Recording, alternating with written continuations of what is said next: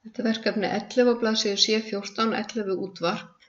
Við opnum skjalið, það er ómótað og við gerum breytingar eins og við erum í kennslubókinni.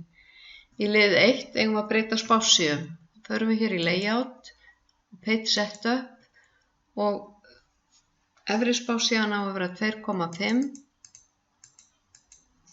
neðri á að vera 2 og vinstri og hægri 2,5. Ég ætla að hækka mig hér með því að smella hérna í öruna upp og ok, það er allt skjalið. Næst ætla ég að setja haus á skjalið, insert, header, blank 3 columns og það er áfangi, nafn, hópur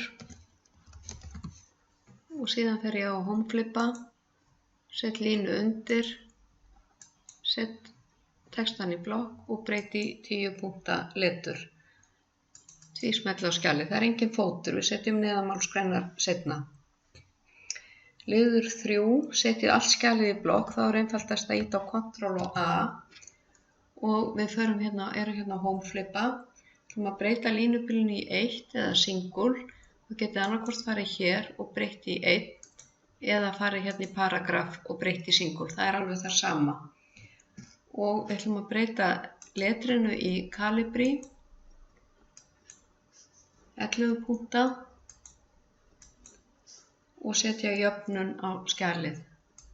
Hérna, það verða jafnar spássíðurnar. Og við tökum blokkina af. Ég ætla að vera hérna fremst í skjalinu og ég ætla að leita að útvarp með UI. Nú er þetta einu sinni verkefni áðan, þannig ég þarf að eyða þessu út. Útvarp, breyti því í útvarp og replace all. Það eru 15 staðir sem hún breytir. Og við ætlum að breyta 2 orðabilum í 1.